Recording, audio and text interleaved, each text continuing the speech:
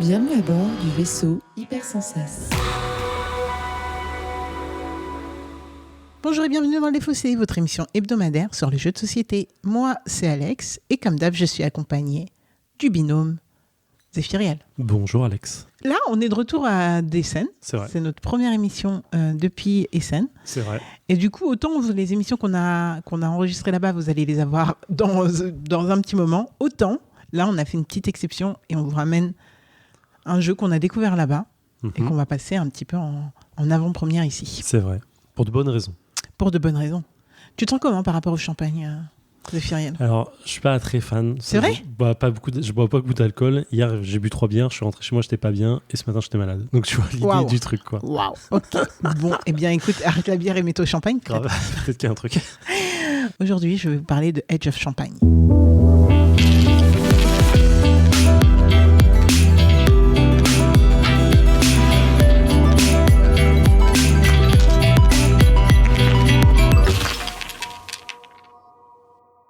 Pour ceux qui ne connaissent pas Les Fossés, qu'est-ce que c'est ? C'est une émission qui va durer une vingtaine de minutes dans laquelle je vais vous parler en 3 parties d'Age of Champagne. Première partie, je vais vous expliquer un petit peu les dynamiques du jeu, comment on l'a découvert, des petits croustilles sur le jeu, etc. On va y jouer et on va revenir pour débriefer sur le jeu, donner notre avis à chaud et voilà, et partager avec vous un petit peu notre expérience sur le jeu. Est-ce que tu es prêt, Zef ? Je suis complètement prêt. Age of Champagne, AOC pour les intimes, c'est un jeu qui a 3 auteurs. Donc on a Christophe Pouet, Cyril Lefranc et Franck Rubarbe. Donc c'est illustré par Cyril Lefranc, donc un des 3 auteurs, et c'est un jeu de placement d'ouvriers. Pour 14 ans et plus, de 1 à 4 joueuses, pour 30 minutes environ par joueuse. C'est sur le thème, du coup, de la création de champagne. Vous l'auriez peut-être deviné. Mais concrètement, on incarne des personnes, des jeunes chefs qui ont hérité d'un domaine viticole familial. Et on va essayer de le faire prospérer, bien entendu. On va essayer d'être mieux que les voisins, parce que c'est toujours mieux pour gagner de la money. On préfère. Donc, concrètement, là, ce qu'on va jouer, c'est ce qu'on va incarner, là, c'est... interprété, ça va être 10 vendanges. Et on va avoir 10 vendanges pour montrer à quel point on est supérieur aux autres. D'accord. Comme je le disais, c'est du placement d'ouvriers. Donc concrètement, ce qui va se passer, c'est qu'on va passer nos petits meeples sur des zones qui vont nous permettre de faire des actions un peu différentes les unes des autres. Donc par exemple, ça va être installer une nouvelle cuverie, ça va être construire un nouveau pressoir, ça va être acquérir un vignoble, faire une stratégie marketing, des trucs comme ça. Exactement. Ces trucs-là vont nous permettre de prospérer, mais surtout de créer du champagne, parce que c'est un petit peu la finalité, de le vendre à un prix à peu près cool, et voilà, de faire de la money et de bien prospérer, de faire prospérer notre marque. Exactement. Parce que en fait, les points, la monnaie de vente, c'est finalement les points de victoire. Plus ou moins. Ouais, en fait, non, mais oui, on peut se dire ça, quoi. C'est le prestige. Oui, c'est ça. Ouais, c'est ça. D'accord. Oui, on va gagner du prestige. On va pas gagner des sous, mais on va gagner du prestige. Le jeu a incorporé un petit truc que je trouve grave sympa, personnellement. Ouais. Ça va être les notions éco-responsables, un petit peu. De nos jours, je pense que c'est vraiment, vraiment sympa d'avoir instauré un truc comme ça. Et donc, quand on va vendre, on va avoir quand même la manière d'exporter notre vin qui va compter, puisqu'on peut l'exporter aussi bien en France qu'en Europe, que dans le monde. Et bien sûr, il y a des choses qui vont coûter plus ou moins cher en termes d'écologie. Donc concrètement, ça va être ça le jeu.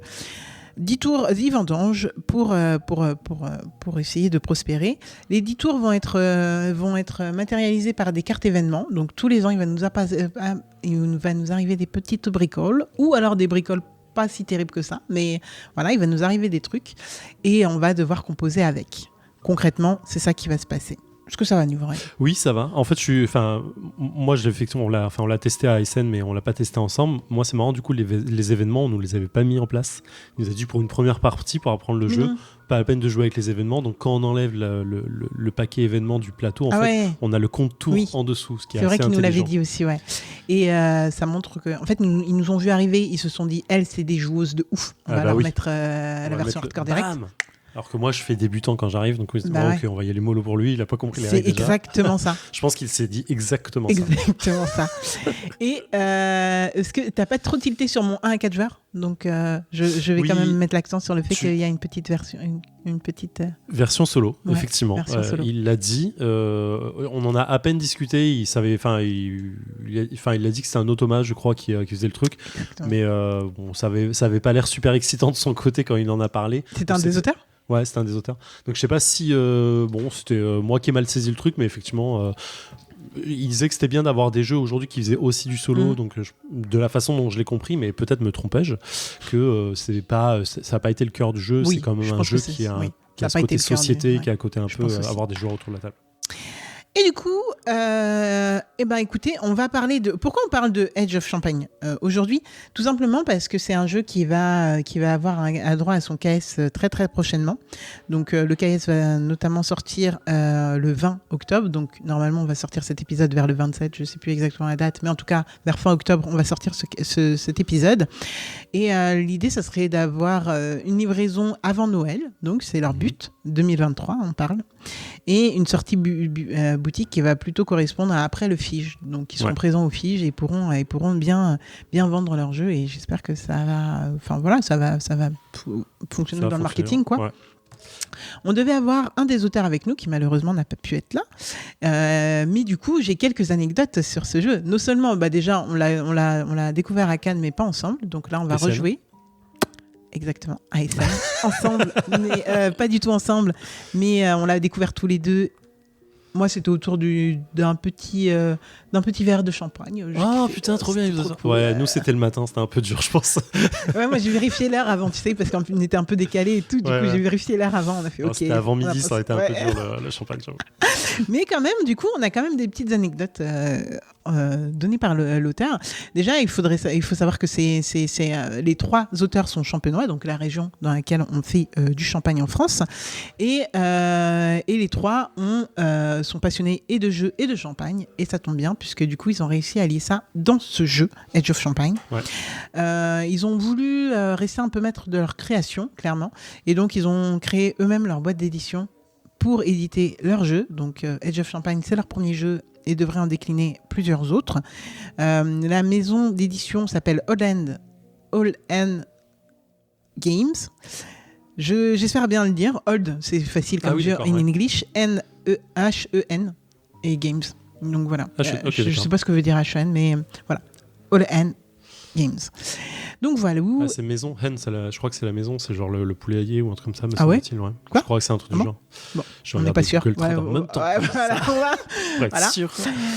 Et voilà, donc ça c'est Age of Champagne, et on a un petit design et ça c'est une autre anecdote, un petit design qui représente un petit peu le dessin à la craie sur une ardoise, et en gros c'est la manière dont sont indiquées les inscriptions sur les planchots en Champagne. Ah, d'accord. Voilà. Donc ça c'est les petites anecdotes sur ce jeu. Et du coup, moi, je trouvais ça cool quand même d'en parler.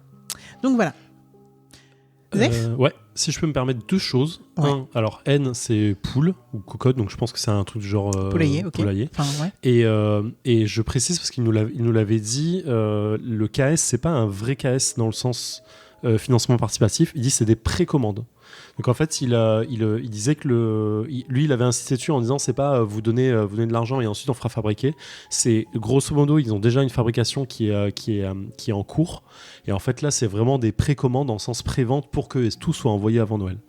Donc c'est ce qu'il nous avait précisé 2 fois. Donc il était assez fier de le dire. Et je pense qu'il voulait se démarquer là-dessus en mode voilà. En fait, ils ont déjà lancé la fabrication de quelques boîtes en amont. D'où l'arrivée assez rapide. Pour essayer d'être présent quand même sur les ventes de Noël. Bon bah nice. Voilà. Est-ce que tu es prêt à faire du champagne ? Je suis prêt. Let's go. Et claquis. Ça vend pas beaucoup, hein ? Bah pour l'instant non, mais les ventes vont repartir, voyons. Si on fait ça plus ça, on a un truc. Ah oui, mais en fait, oui, tu t'en fous en fait. Ouais, mais en fait, c'est pour ça, j'étais encore en train de repartir dans ça. Prélever. Ah oui, mais en fait, oui, tu t'en fous en fait. Ouais, mais en fait, c'est pour ça, j'étais encore en train de repartir dans ça. Prélever. Ah bah, aléa climatique. La région orange. Non, ouais, montagne du Rhin, ça fait. Toi, t'as pas de montagne du Rhin ? Non. Et nous voilà de retour dans le défaussé après 49 minutes de Age of Champagne. Zéphiriel, tu y avais déjà joué, mais alors dis-nous ce que tu as pensé de cette deuxième partie. Alors, cette seconde partie était un peu plus calme, parce que dans une ambiance un peu plus sereine, dans les studios du Défaussé. La première partie confirme un peu ce que j'avais eu sur la seconde partie, pardon, confirme ce que j'avais eu sur la première partie. Sauf que là, effectivement, on jouait avec les cartes événements, donc les aléas climatiques, les subventions, la qualité du raisin et du reste, que on n'avait pas eu lors de ma première partie à Essen. Pour le reste, on a encore joué à 2 pour ma part, donc je pense que c'est là où toi, tu auras le plus à dire. À 2, on se marche clairement pas dessus.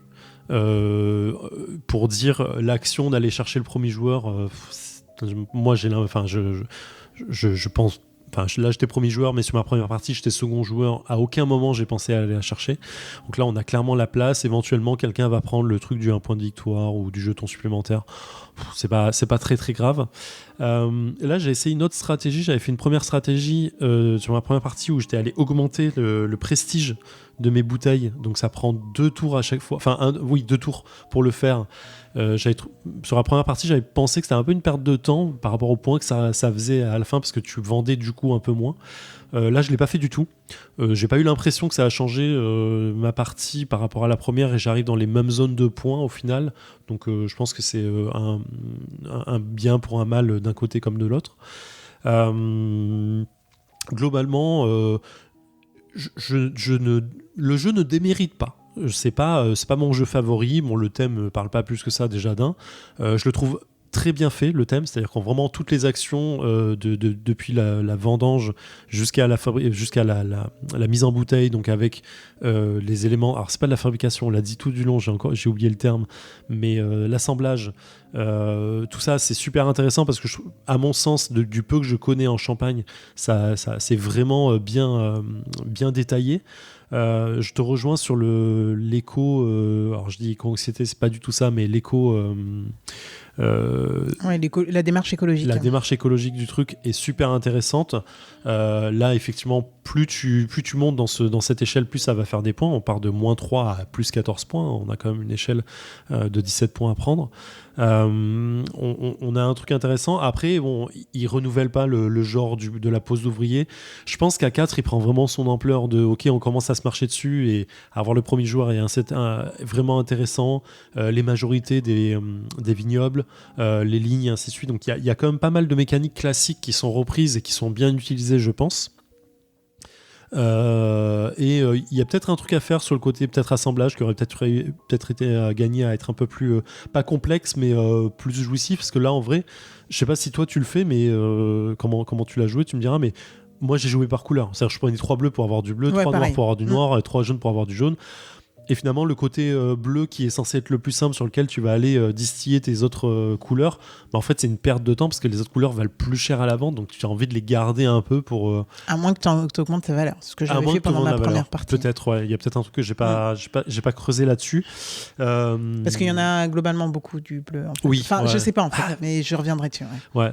Mais voilà, sur la vente, moi j'ai eu cette même sensation 2 fois de suite. Alors ça veut pas dire que c'est vrai, mais parce que tu m'as dit en off que c'était pas le cas pour toi, que sur la vente, moi j'ai trouvé ça difficile de bien calculer OK, j'ai 2 noirs de là, il faut que j'aille chercher un bleu supplémentaire, un jaune supplémentaire. Donc bon, il y a quand même une construction stratégique à avoir, mais à chaque fois sur la vente, moi je me sentais un peu bloqué en me disant finalement chaque tour je fais qu'une vente, alors que je peux en faire 2 quand je prends la bonne action. Et bon, c'est peut-être moi qui gère mal ce côté-là aussi, c'est très très probable. Mais voilà, pour ma deuxième partie, toujours agréable, ça se joue vite. Là, on a 49 minutes à 2 avec des petites recherches sur les règles quand même. Voilà, ça démérite pas. J'y rejouerai avec plaisir. C'est pas le jeu que j'aurai dans ma collection, parce que le thème me parle pas plus que ça, et des poses ouvriers, j'en ai d'autres. Mais ça démérite pas, c'est joli, c'est bien pensé. Voilà, c'est bien. Je vais pas me passer un mauvais moment. Et toi, ma chère Alex ? Alors ouais, moi, partie un peu différente de ma première partie, tout simplement parce que la première partie, on était 3 autour de la table, alors que là, on est 2. 3 autour de la table, ça suffisait pour commencer à se marcher dessus, en effet. Où vraiment on avait des actions que plusieurs voulaient faire. Par contre, il y avait un truc assez marrant, qui est un emplacement qui te permet d'accéder à un bonus si tu en bloques 2 fois le même symbole sur 2 emplacements différents. Ouais, sur la presse et sur le tonneau. Et ce qui était marrant, c'était que à 3, du coup, dès que quelqu'un en prenait une, l'autre lâchait, n'y allait pas. Non, justement, Ah ouais n'y allait pas du tout, en mode, en fait, on n'a pas d'intérêt à aller la faire chier sur ça, alors qu'on peut gagner des points, on peut faire d'autres choses. Ouais, je vois. Alors que là, au bout d'un moment, j'étais bloqué parce qu'en fait, à un moment, sinon, tu en profites à mort. C'est trop de bonus, trop d'un coup. Après, il y a aussi cette question, est-ce que je préfère avoir 2 fois la démarche écologique ou aller piocher un truc qui, ça se trouve, ne me servira pas, tu vois. Ouais. Et donc, cette question, elle se pose quand même à un moment, ce qui veut dire que ça te donne de la flexibilité sur d'autres choses, etc. Moi, concrètement, je n'étais pas mécontente de te lâcher les bonus, je m'en foutais un peu.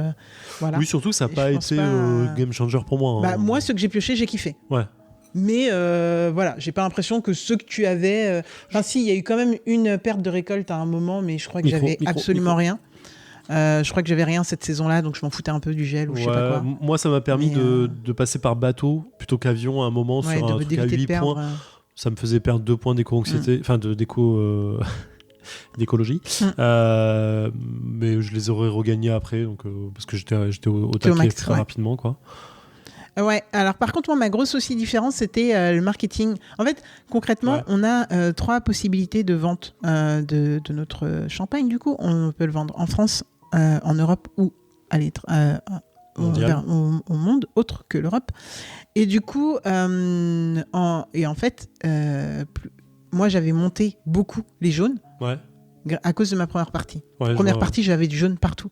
Donc pour moi, en fait, le jaune allait forcément sortir et allait gagner. Et en effet, les fois où j'ai vendu, en fait, je faisais plus 4 à chaque fois que j'avais un des jaunes. Ce qui veut dire qu'à un moment, j'allais vendre du jaune. Toi, t'en avais peut-être rien à faire. Et il y a un événement qui m'a mis dedans en mode, si vous vendez en France, c'est OK, je sais pas quoi. Et là, t'es allé prendre 6 points. Là où j'aurais pu prendre 14 points, toi, t'es allé dessus. Non, mais j'aurais pu prendre 16 points. 16 points sur cette carte, et cette carte tombe à ce moment-là, et ça m'a plombé le truc en mode j'avais programmé pour le truc et tout, j'ai aucun moyen de récupérer la carte. Bon, ça va être compliqué, quoi. Et j'ai rien pu vendre du tout ce jour-là, alors que j'avais prévu de faire 16 points, ce qui fait une grosse différence. Clairement. Et en fait, moi, vraiment, je suis persuadée que le marketing, c'est un truc de ouf, parce que là, en effet, les cartes sont pas sorties, donc. Mais en fait, là, je te mettais, si je prenais à chaque fois si le jaune était sorti, bien entendu, mais à chaque fois qu'il se présentait à 2, je faisais minimum 4 points avec. 4 points donc plus effectivement, il y avait quelque chose à faire. Ouais, mais là, les bonnes cartes sont pas sorties, tu vois, et j'ai vraiment le seum sur ça, parce qu'en vrai, voilà. Mais du coup, ça me donne vraiment envie de rejouer, parce que en fait, autant là, deux parties qui n'ont pas grand-chose à voir ensemble, et ça me donne envie d'aller voir les différentes choses qu'on peut faire. Ensuite, je suis complètement d'accord avec toi, c'est très classique. Ça renouvelle pas vraiment le jeu la pose d'ouvrier. Par contre, on me l'a comparé à viticulture. J'avoue que n'ayant jamais joué à viticulture, je ne peux pas en parler dans cet épisode. Je pense que sur les réseaux, vous allez nous redire viticulture. Je ne sais pas. Je ne peux vraiment pas en parler parce que aucune idée, quoi. Mais ce jeu-là, tu vois, je le trouve ultra plaisant. Ultra simple en plus en termes de pose d'ouvrier et accessible en fait pour au moins l'appréhender. Ensuite, en effet, quand même, tu as quand même une petite marge de progression, je pense, où au moins tu peux changer un petit peu ta strat selon ce que tu fais, selon les événements, etc. Après, voilà, les événements, c'est quand même un peu du hasard, donc tu sais pas ce qui va tomber. Pareil pour les vendanges qui arrivent et pareil pour les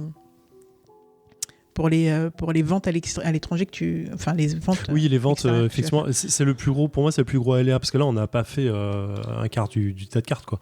Donc, c'est le plus gros aléa, c'est, OK, je suis en train de préparer mes bouteilles jaunes, et en fait, s'il n'y a pas beaucoup de ventes qui sortent là-dessus, tu prépares ça pour rien. Donc, en fait, c'est intéressant, tu dois vraiment essayer d'anticiper le maximum plein de choses. Tu dois anticiper les côtés événements, climat, machin et tout, pour dire OK, là où je vais pas perdre de points ou là où je vais essayer de maximiser, et essayer d'anticiper la demande du marché finalement sur le truc. Donc c'est intelligemment fait. Je pense que c'est pas nouveau, mais c'est intelligemment fait très, ici. très intelligemment et je trouve que le thème est vendeur. Tu vois, le thème fonctionne. Ouais, voilà.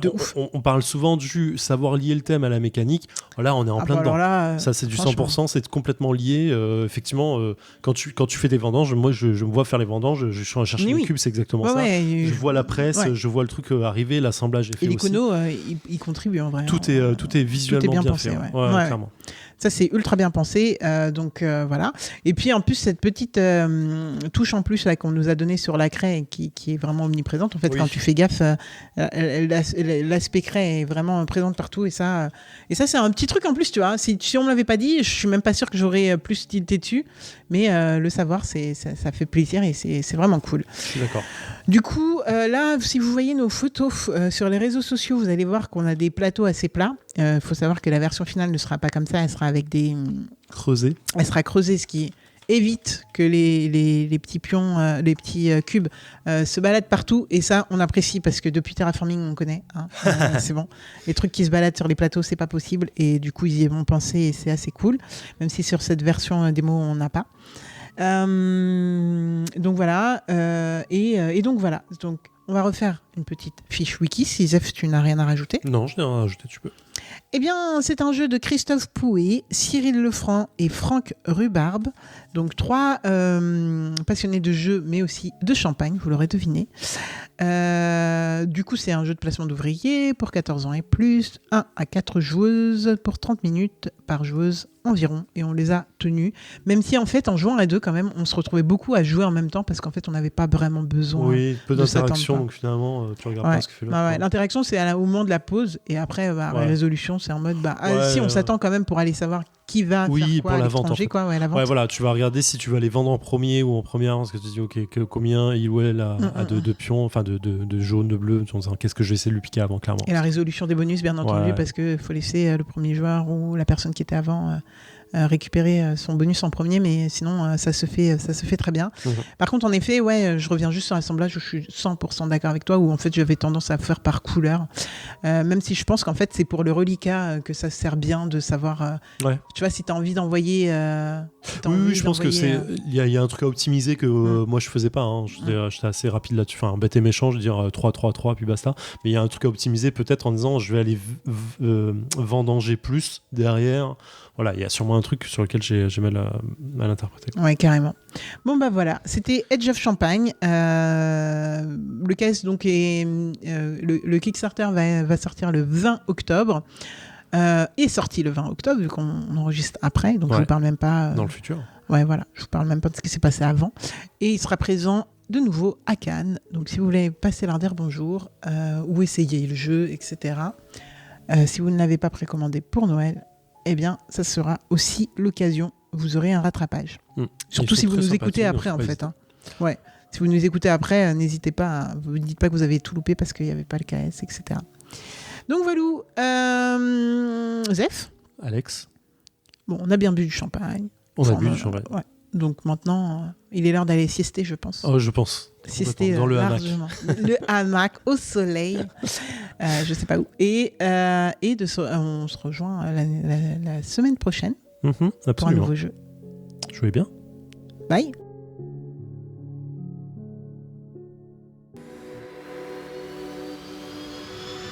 Fin de transmission.